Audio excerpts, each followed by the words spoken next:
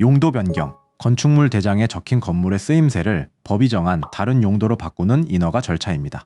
다가구 주택을 법인에 넘기는 매매에서 계약서에 이런 특약이 붙는 경우가 많습니다.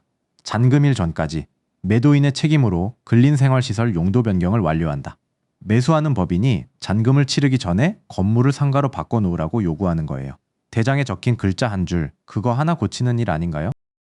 그런데 잔금일을 일주일 앞두고 시작하면요. 급행료를 내도 행정사를 고용해도 맞출 수가 없습니다. 왜 그럴까요? 영상을 끝까지 보시면 두 가지를 확실히 얻어가실 수 있습니다.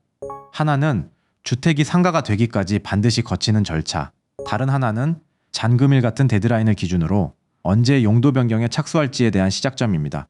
이 두 가지가 손에 들어오면요. 앞으로 어떤 계약서에 잔금일을 받아들어도 보는 눈이 달라집니다. 이 일정이 정말 지킬 수 있는 건지 달력 위에서 직접 판단하실 수 있게 되거든요. 계약서에 도장을 찍기 전에 스스로요. 데드라인을 만든 건 계약서예요. 특약의 잔금일, 그 날짜 하나가 모든 일정의 끝점이 됩니다. 세무사도, 부동산도 용도만 바꾸면 된다고 말해줍니다. 그런데 정작 그게 언제까지 되는지는 아무도 말해주지 않아요. 그 기간은 절차의 구조를 알아야 나오는 숫자거든요. 여기서 오해 하나부터 풀고 가야 합니다. 세무서에 사업자 등록만 해두면 상가로 인정받는다? 아닙니다. 완료는 사업자 등록증이 아니라 건축물 대장 위의 용도가 실제로 바뀌었을 때 됩니다. 다들 아시는 종부세 기준일 6월 1일도 서류 접수가 아니라 대장 변경 완료가 기준인 똑같은 원리예요. 세금이 얼마나 되는지는 세무사 영역이고 대장 용도를 바꾸는 절차는 건축사 영역입니다. 그럼 대장의 용도는 어떻게 바꾸는 걸까요? 신청서 한 장 써서 내면 되는 걸까요? 결론부터 말씀드리면 신청서 한 장으로는 절대 끝나지 않습니다. 법이 이 일을 허가 대상으로 정해놨거든요. 건축법 제19조 제1항은 이렇게 정합니다. 건축물의 용도 변경은 변경하려는 용도의 건축 기준에 맞게 하여야 한다. 쉽게 풀면 바꾸려는 새 용도의 기준에 건물을 전부 맞춰야 한다는 뜻이에요. 같은 조제 사항은 건물의 용도를 위험도에 따라 9개의 시설군으로 나눕니다. 위험도가 높을수록 앞번호에 놓이고 기준도 무거워집니다. 주택은 8번째 주거 업무시설군, 근린생활시설은 그보다 앞인 7번째 군이에요. 가족이 살던 집을 불특정 다수가 드나드는 상가로 바꾸는 거니까 위험도가 더 높은 군으로 올라가는 겁니다. 이렇게 아래쪽 군에서 위쪽 군으로 올라가면 허가 대상입니다. 신고가 아니라 허가라서 새 용도의 기준을 하나하나 다 심사받아야 한다는 뜻이에요. 자, 허가라고 했으니 구청 건축과에 서류만 내면 심사해서 도장 찍어주고 끝, 이렇게 생각하기 쉽죠? 정말 그럴까요? 자, 오늘의 지도를 펼쳐볼게요. 주택이 상가가 되기까지 실무에선 5단계를 거칩니다. 1단계, 현황 측량과 위반 건축물 점검. 2단계, 설계도서를 작성해서 접수. 3단계, 유관 부서와의 협의. 4단계, 취사시설 철거 같은 허가권자가 요구하는 공사. 5단계, 현장 실사와 사용 승인. 이 5번째가 끝나야 비로소 대장의 글자가 바뀝니다. 보시면 아시겠지만 서류 단계만 있는 게 아니라 중간에 공사가 있고 맨 끝에 현장 실사가 있어요. 그런데 이 지도엔 함정이 하나 숨어 있어요. 단계마다 시간이 멈추는 변수가 도사리고 있고 어떤 단계는 아예 시작조차 못하게 막아버리기도 하거든요. 사실 이 하나하나가 저마다 한 편씩 다뤄야 할 이야기라 오늘은 지도 전체를 먼저 보고 어디서 시간이 멈추는지를 짚어볼게요. 그럼 1단계부터 가볼까요? 1단계는 현황 측량과 위반 건축물 점검. 지금 건물 상태를 측량하고 대장에 없는 불법 부분은 없는지 확인하는 단계예요. 측량이야 실무 경험으로 보면 대략 하루면 됩니다. 자로 재는 건데 일주일이면 끝 아닌가 싶지만 이 단계의 진짜 변수는 자가 아니라 사람과 건물의 이력이에요. 먼저 사람. 집에 세입자가 살고 있고 문을 안 열어주면 이 일정은 무기한 미뤄질 수 있습니다. 서류상 허가 접수까지는 가능해도 최종 사용 승인은 다릅니다. 뒤에서 보시겠지만 주방을 철거를 요구할 때에는 현장 실사까지 통과해야 하거든요. 세입자가 살고 있는 집을 철거할 수는 없잖아요. 그래서 세입자 명도, 즉 퇴거는 모든 일의 맨 앞에 놓이는 선결 과제입니다. 다음은 건물의 이력, 무단으로 확장한 시에시나 옥탑방 불법 증축 같은 위반 건축물이 발견되면요. 인허가 접수 자체가 안 됩니다. 그 위반을 어떻게 풀어야 하는지는 다음에 알아보기로 하고 여기서는 접수부터 막힌다는 것까지만 짚을게요. 이제 2단계와 3단계입니다. 2단계에서는 건축사가 도서를 작성해요.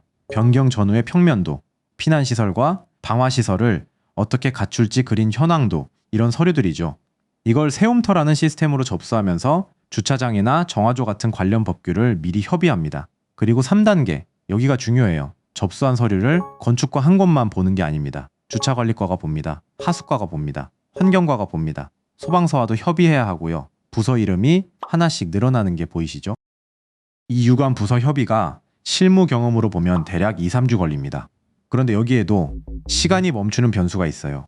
협의 과정에서 구청이 이건 보완하세요 하고 통보를 내리면요. 그 보완을 다 이행하고 다시 보고할 때까지 행정 처리 기간은 일시 정지됩니다. 도면을 고치라거나 주차 구획선을 다시 그으라거나 불법 지붕을 철거하라거나 이런 요구가 나오면 시계가 멈추고 다 해결해야 다시 됩니다.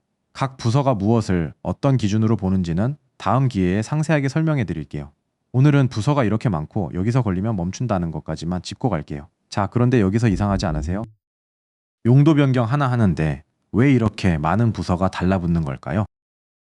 답은 법에 있습니다. 건축법 시행규칙 제12조의 제4항을 볼까요? 허가권자, 그러니까 시장, 군수, 구청장은요.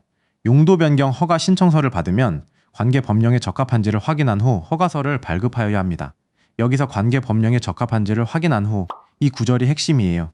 관계 법령이 하나가 아니거든요. 주차장법도 있고 하수도법도 있고 소방 관련 법규도 있어요. 그러니까 건축과 공무원 한 사람이 도장 찍는다고 끝나는 게 아닙니다.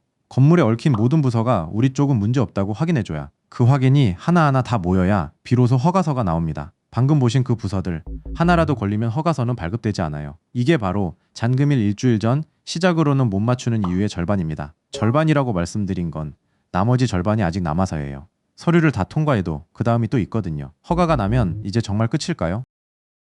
허가가 났다고 끝이 아닙니다. 4단계, 여기서부터는 서류의 일이 아니라 공사의 일이에요.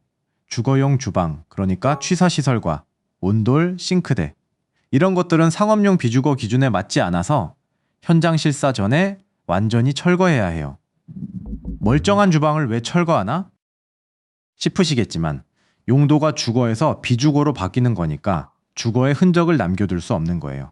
이 공사가 실무 경험으로 보면 대략 일주일입니다. 변수는 철거 업체 섭외가 늦어지거나 날씨가 안 좋거나 막상 공사에 들어가니 손볼 게 더 나오는 경우죠. 이것은 정말 중요한 것이 하나 더 있는데요. 지자체마다 어디까지 공사해야 할지를 담당 주무관마다 다를 수 있으니 확인을 꼭 하고 진행해야 한다는 것입니다. 그리고 아주 중요한 건 이 철거 없이 서류로만 승인받는 방법은 없다는 거예요. 사용 승인 전 현장 실사에서 주거시설이 남아있으면 승인이 안 나거든요. 어디까지 철거해야 하는지 그 판단은 건물마다 달라서 오늘은 여기까지만 짚을게요. 자, 공사까지 끝났습니다. 그럼 이제 대장의 글자가 바뀔까요? 5단계 마지막입니다. 공사까지 끝나면 허가권자가 현장에 직접 나옵니다.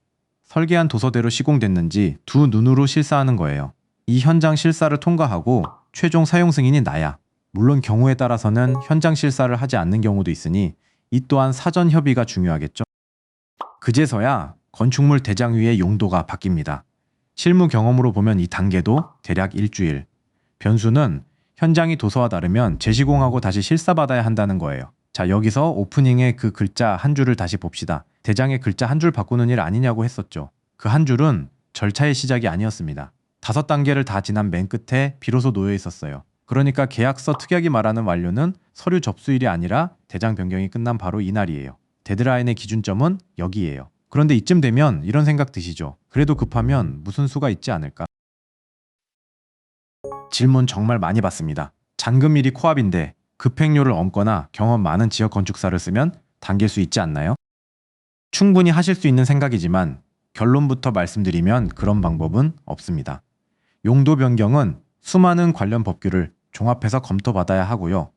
소방서 같은 외부 기관 협의에 구청 안 여러 부서의 확인까지 얽혀 있어요. 이건 돈으로 밀어붙인다고 빨라지는 일이 아니라 물리적인 시간이 반드시 필요하거든요. 잘 아는 공무원이라고 빨리 처리할 수 있다는 거 다 거짓말이에요. 5단계 지도를 다시 펼쳐볼까요? 측량, 접수, 부서, 협의, 공사, 실사. 이 중에 돈으로 압축되는 칸은 하나도 없습니다. 그러니까 유일한 해결책은 계약 전에 충분한 기간을 미리 확보해 두는 것 하나예요. 그럼 여기서 마지막 질문이 남죠. 충분한 기간이 대체 얼마고 달력의 어느 칸부터 채워야 할까요? 자, 오늘의 두 번째 약속. 데드라인에서 거꾸로 세는 역산법입니다. 방법은 이래요. 달력의 오른쪽 끝에 잔금일을 놓습니다. 그 자리에 대장 변경 완료를 적어요. 그리고 거기서부터 왼쪽으로 거꾸로 되짚어 갑니다. 대장이 바뀌려면 그 앞에 5단계 실사가 있어야 하죠. 실사 앞에는 4단계 철거 공사, 그 앞에 3단계 부서 협의, 그 앞에 2단계 도서 작성과 접수, 그리고 맨 앞에 1단계 측량과 점검. 그런데 이게 끝이 아니에요. 단계와 단계 사이에 아까 본 변수들을 위한 여유를 끼워 넣어야 합니다. 보안 통보가 내려와 멈추는 시간, 재시공하고 다시 실사받는 시간, 이 버퍼까지 더해야 진짜 시작일이 나옵니다. 그리고 그 모든 것 앞에 0단계가 있어요. 세입자 명도. 명도 일정이 잡히지 않으면 이 달력은 첫 칸부터 시작을 못합니다. 자, 이렇게 거꾸로 세어보면 시작일이 생각보다 훨씬 앞으로 당겨져 있는 걸 보게 되실 거예요. 여기서 하나 짚고 갈 게 있어요. 저는 합쳐서 몇 주라고 딱 잘라 말씀드리지 않아요. 단계마다의 실무 기간의 변수 버퍼를 얹은 값이고 건물마다 그 길이가 다 다르거든요. 그리고 역사는 빨리 하는 법이 아니라 계약서에 잔금일을 적기 전에 시작일을 정해두는 법이에요. 그래야 이 잔금일을 받아들여도 되는지를 계약 전에 미리 판단할 수 있으니까요. 그럼 지금 매도나 용도 변경을 생각하고 계시다면 오늘 당장 뭘 하면 될까요? 세 가지입니다. 첫째, 건축물 대장부터 발급받으세요. 지금 용도가 뭐라고 적혀 있는지, 위반 건축물 표기는 없는지부터 확인하는 거예요. 정부24에서 바로 떼실 수 있습니다. 둘째, 세입자가 있다면 임대차 만기와 명도 일정부터 확인하세요. 아까 말씀드린 0단계, 달력의 출발점이 바로 여기니까요. 셋째, 계약서에 잔금일과 특약을 적기 전에 역산 달력을 먼저 그려보세요. 이 순서가 한번 바뀌면 돌이킬 수가 없거든요. 그리고 한 가지 더, 이 건물이 애초에 용도 변경이 되는지 주소 하나로 미리 확인해 보실 수 있도록 검토 표지를 제공해 드릴게요. 네이버에 GS 건축사 사무소를 검색하시면 저희 홈페이지가 나옵니다. 화면 오른쪽에 AI 용도 변경 무료 검토 버튼을 누르고 건물 주소만 넣으시면 돼요. 계약서에 도장 찍기 전에 이 건물의 일정이 성립하는지부터 확인하시는 게 안전합니다. 자, 오늘 본 걸 정리하면 지도 하나, 역삼법 하나였죠. 용도 변경은 서류 한 장이 아니었어요. 측량, 접수, 부서, 협의, 공사, 실사, 이 5단계를 다 거쳐야 대장의 글자가 바뀝니다. 마음은 급하시겠지만 통제할 수 있는 방법은 데드라인에서 거꾸로 세는 역삼뿐이에요. 대장의 글자 한 줄은 절차의 시작이 아니라 끝에 있습니다. 용도 변경의 성패는 서류가 아니라 달력에서 결정되는 거예요. 시작일을 정하는 그 순간 결과의 절반은 이미 정해집니다. 다만 같은 다가구 주택이라도 달력의 길이는 건물마다 다릅니다. 세입자 현황, 위반 건축물 이력, 정화조와 주차 조건에 따라 달라지거든요. 그러니 계약서에 잔금일을 적기 전에 주소 하나로 먼저 확인해 보세요. 구체적인 절차와 사례는 더보기에 정리해 두겠습니다. 그리고 오늘 지도에서 짚은 5단계, 그 각각에서 발목을 잡는 것들 있죠. 위반 건축물, 주차장, 정화조, 그리고 소방. 이것들은 앞으로 한 편씩 따로 자세히 짚어드리겠습니다.